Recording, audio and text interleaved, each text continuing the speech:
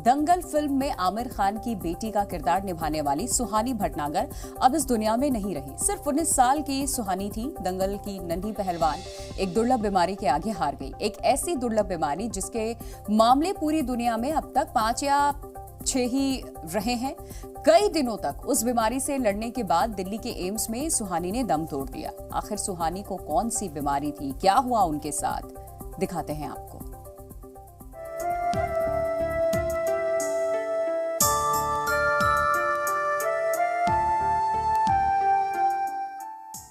सुहानी भटनागर का 19 साल की उम्र में दम तोड़ना हर किसी के लिए शॉकिंग है, और उससे भी ज्यादा शॉकिंग है वो बीमारी जिसकी वजह से सुहानी आज हमारे बीच नहीं है। उसके बारे में आपको आगे बताएंगे। पहले ये जान लीजिए कि सुहानी को ये बीमारी हुई कैसे। दरअसल 2 महीने पहले एक्ट्रेस के उल्टे हाथ में सूजन आनी शुरू हुई थी, जिसे माता पिता ने नॉर्मल समझा, लेकिन दूसरे हाथ में भी सूजन आने लगी और फिर पूरे शरीर में सूजन बढ़ गई। इसके बाद कई डॉक्टरों को दिखाया गया, लेकिन कोई भी डॉक्टर बीमारी को पहचान नहीं पाया।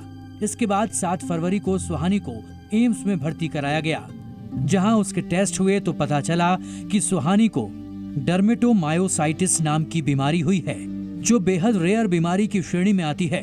पूरी दुनिया में अब तक 5 से 7 केस ही सामने आए हैं। इस बीमारी का इलाज सिर्फ स्टेरॉइड ही है, जिसके बाद सुहानी को स्टेरॉइड्स दिए गए, जिससे उसकी बॉडी का ऑटो इम्यून सिस्टम प्रभावित हुआ और इम्यूनिटी कमजोर हो गई। डॉक्टरों के मुताबिक इस बीमारी की रिकवरी में बहुत समय लगता है, लेकिन इम्यूनिटी कमजोर होने की वजह से अस्पताल में ही सुहानी को इन्फेक्शन हो गया, जिससे फेफड़े कमजोर हो गए और उसमें पानी भर गया। इसके बाद उसका सांस लेना भी मुश्किल हो गया। वेंटिलेटर पर भी रखा गया, लेकिन रिकवरी नहीं हो सकी।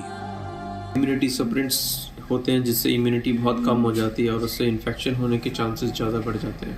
तो वो चीज़ थोड़ी सी इन्फेक्शन उसको कैच कर गया हॉस्पिटल में, और वो इन्फेक्शन की वजह से उसके और जो मेडिसिन्स उसको दिए, फ्लूइड वगैरह, और वो सब सारी मसल्स के थ्रू वो पानी बॉडी में जाने लग गया, जिसकी वजह से उसका फ्लूइड पूरा बॉडी में फ्लूइड हो गया, लंग्स में भी फ्लूइड हो गया, और उसके बाद उसके लंग्स कोलैप्स करने लगे, और लंग्स कोलैप्स करे और फिर रेस्पिरेशन नहीं हुआ। उसका ऑक्सीजन लेवल बहुत कम हो गया था।